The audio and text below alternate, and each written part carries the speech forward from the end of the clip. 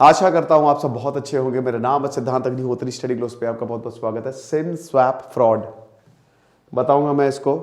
Pen का है मेरा, पेन देना जरा। हाँ, तो ये सिम स्वैप फ्रॉड की अगर बात करें, देखो बेटा क्या क्या हो रहा है जिंदगी में, यही देखना बाकी था बस। एक आदमी जो कि डायरेक्टर है सिक्योरिटी कंपनी का, मस्त आराम से थक हार के घर आया, बैठा, चाय वाय पिया, सोचा चलो आज फीफा वर्ल्ड कप देखेंगे, अर्जेंटीना फाइनल में।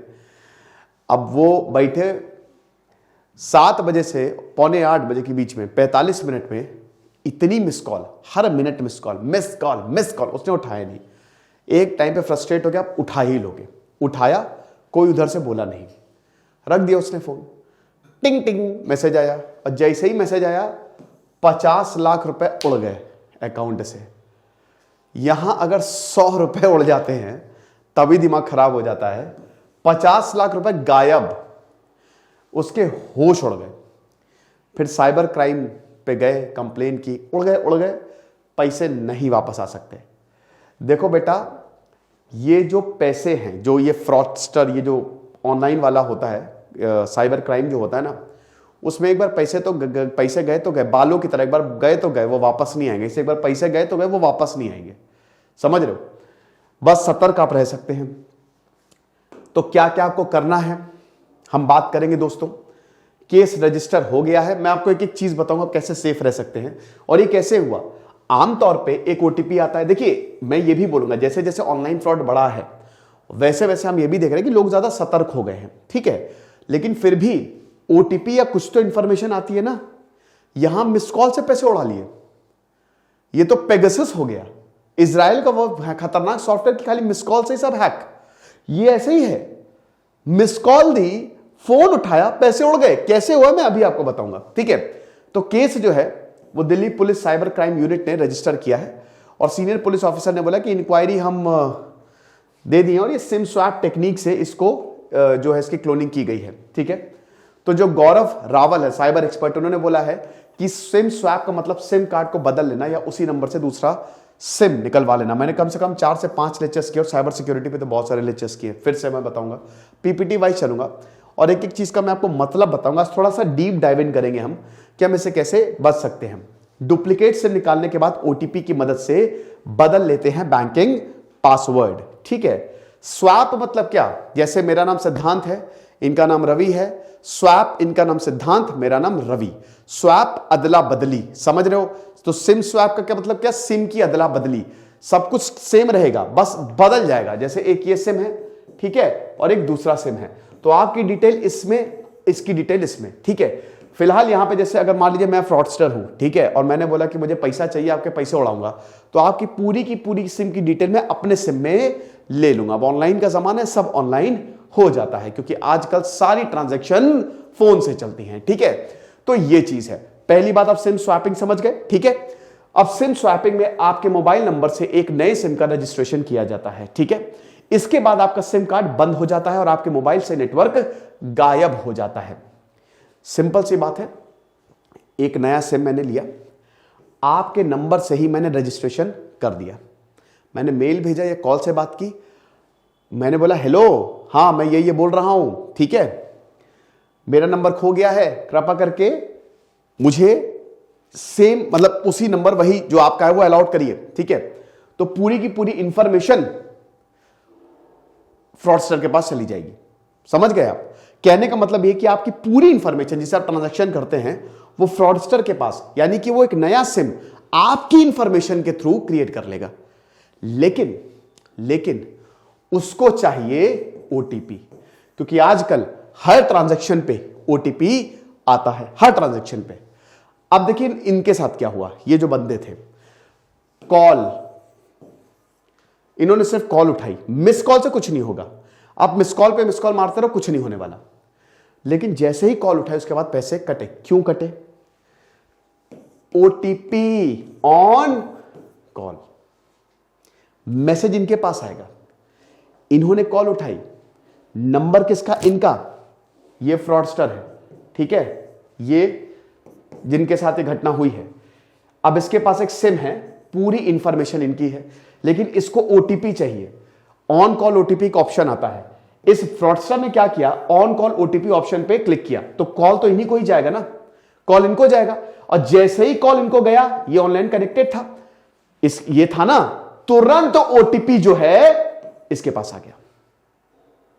326499 जो भी ओटीपी होगा ये इसने सुन लिया। आप समझे कि नहीं मैं क्या कहने की कोशिश कर रहा हूं? इस इंसान के पास सारी इंफॉर्मेशन, बट ओटीपी नहीं था। कॉल तो इन्हीं के पास जाएगी ना, तो जैसे ही कॉल इनके पास इन्होंने उठाया, उधर से आवाज इनको आई होगी, इसको ओटीपी आया और बस खेल खत्म। मिनटों में पैसे जो है वो गायब हो गए। क्या करें? अगर मिस कॉल आए अननोन नंबर से, ना उठाएं, तुरंत नंबर को ब्लॉक करें। जितने नंबर आ रहे हैं तुरंत ब्लॉक करें। चेक कर लें, आजकल काफी सॉफ्टवेयर आ गए हैं, आप चेक कर सकते हैं नंबर क्या है। वैसे भी ऊपर गूगल अपने ऑन किया ही है, लोकेशन सब ऑन की ही है, तो वैसे भी वो लिख के आ ही जाता है कौन है, फ्रॉड है, क्या है, स्पैम है, सब आप पता। लेकिन कोई भी ऐसी मिस कॉल ना उठाएं, कोई भी कॉल ना उठाएं। समझ रहे हो? ये चीज है। फिशिंग या मालवेयर के जरिए रजिस्टर्ड मोबाइल नंबर और बैंक अकाउंट की डिटेल्स हासिल करते हैं। आसान है, कुछ नहीं है। जैसे ये लोग ना, ये जमतारा का पूरा स्कैम है। झारखंड में छोटा सा गांव जमतारा, लोग पकड़ ही नहीं पाते। यहां पे पुलिस ऑफिसर तक विक्टिम बन जाते हैं, बड़े बड़े नेता तक, अमिताभ बच्चन तक विक्टिम बन जाते हैं। तो भैया ये सब क्या है ना? तो अब बात ये है कि पहले रेकी करते हैं भी, बिल्कुल ऑनलाइन रेकी भी होती है बेटा। देखते हैं कौन किसके पास मालदार, कौन मोटा माल है जिसके पास।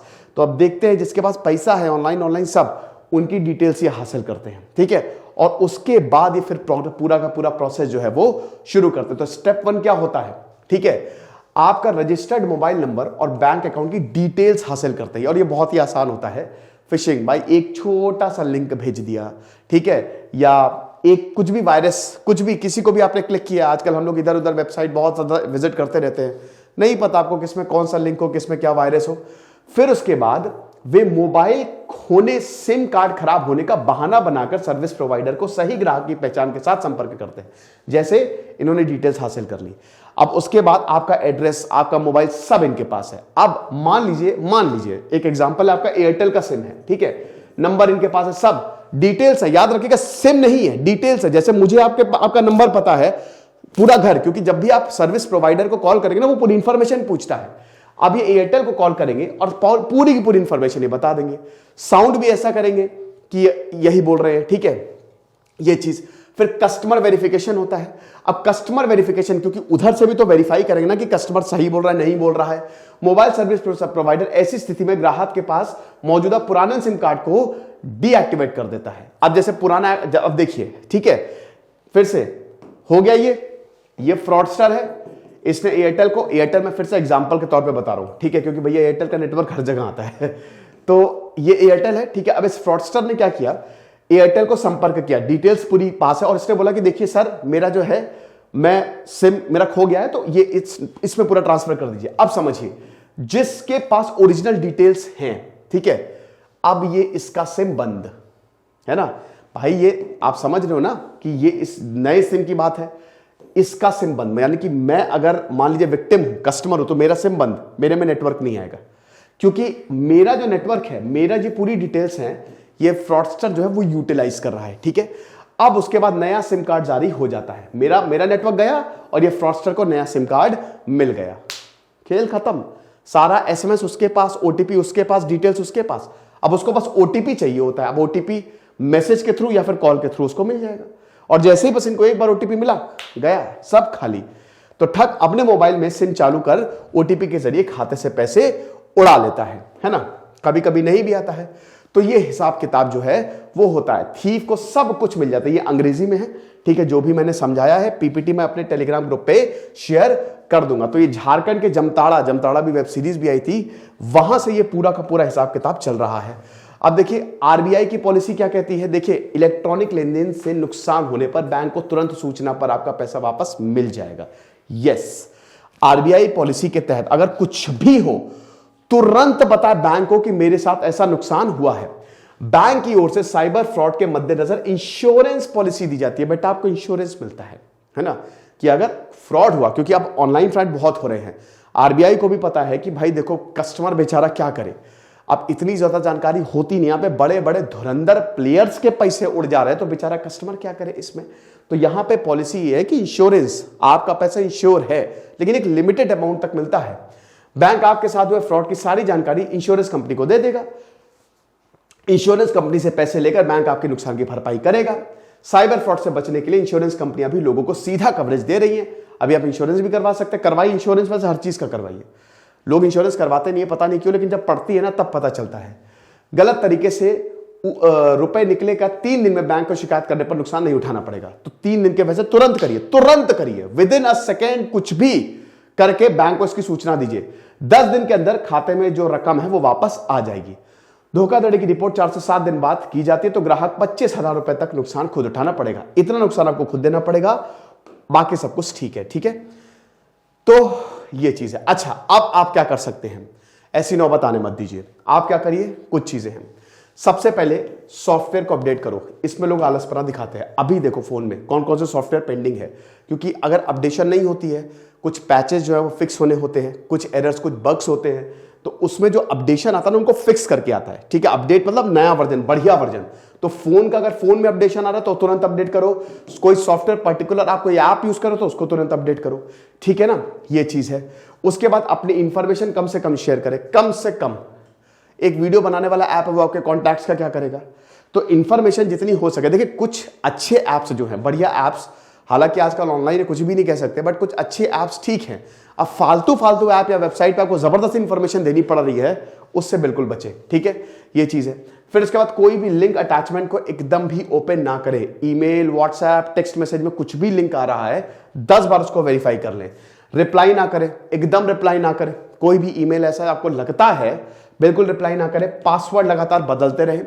अब तो एसबीआई और बाकी बैंक्स की भी पॉलिसी आ ही गई है कि आपका जो इंटरनेट बैंकिंग पासवर्ड है वो हर 3-3 महीने पे आपको बदलना ही बदलना है। फिर उसके बाद कुछ भी अगर आप खरीद रहे हैं, ट्रस्टेड सोर्स, या अगर आप जैसे प्ले स्टोर में भी आप देख लें कि वो ऐप सेफ है कि नहीं है। फिर ऑफिशियल प्रोवाइडर से ही ऐप्स को डाउनलोड करें। ऐप के जरिए बहुत दिक्कतें होती हैं। उसके बाद जो भी सेंसिटिव ऑनलाइन अकाउंट्स है उनके साथ अपना फोन नंबर ना शेयर करें। पिन खुद क्रिएट कर लें। फोन में भी पिन सब बढ़िया लग रहे हैं, जितना हो सके सिक्योरिटी लगा के रखें। और उसके बाद अपने फाइनेंशियल स्टेटमेंट्स को लगातार चेक करते रहें। ठीक है, तो ये चीज है। आप अगर ये वार्निंग साइंस क्या होते हैं सिर्फ इसमें, सबसे अटैक से पहले आपको बहुत सारी कॉल्स आ सकती है, जैसे इनके साथ होंगे। आपको कॉल्स आ सकती है, आपको बोलेंगे ओटीपी, एसएमएस कुछ भी शेयर करने को, बैंक की तरफ से बोलेंगे हम बैंक की तरफ से बोल रहे हैं, तुरंत एंगेज नहीं होना है, एकदम कट, सीधा ब्लॉक। अटैक जब हो रहा है आपका फोन नेटवर्क चला जाएगा, और काफी टाइम तक गया, आधे 1 घंटे तक नहीं आ रहा है, तुरंत देखिए, तुरंत चेक करिए क्या हो रहा है, क्या गड़बड़ है। अटैक के बाद सस्पिशियस ट्रांजैक्शंस आपको देखने को मिलेगी। क्या करें, सबसे पहले तुरंत अपने टेलीकॉम प्रोवाइडर से कांटेक्ट करें। अगर आप एक विक्टिम हैं तो तुरंत, उसके बाद अगर वो बोलते हैं कि सिम स्वैप हुआ है तो अपने बैंक को कांटेक्ट करें, तुरंत पासवर्ड को बदलें, और फिर कंप्लेन करें। फिर उसके बाद अगेन अटैक, पर्सनल इंफॉर्मेशन बिल्कुल भी ना दे, कम्युनिकेट फालतू में ना करें। 2 फैक्टर ऑथेंटिफिकेशन बहुत ज्यादा जरूरी है, नहीं लगाया है किसी भी ऐप में जाएं, फोन में जाएं, इसको जो है वो अनेबल कर लें। और वही पर्सनल इंफॉर्मेशन, बाकी हाइपरलिंक्स और एसएमएस को ना करें, मतलब फालतू चीजों पे ना जाएं। जितना ज्यादा हो सके सेफ रहें दोस्तों, ये ऑनलाइन जमाना है आजकल। अब आप देख ही सकते हैं सिर्फ कॉल से ही पैसे उड़ जा रहे हैं, तो थोड़ा सा सतर्क रहें। हमारा काम है आपको सतर्क रखना। खुश रहिए, पढ़ते रहिए। इधर से सिद्धांत अग्निहोत्री साइनिंग ऑफ।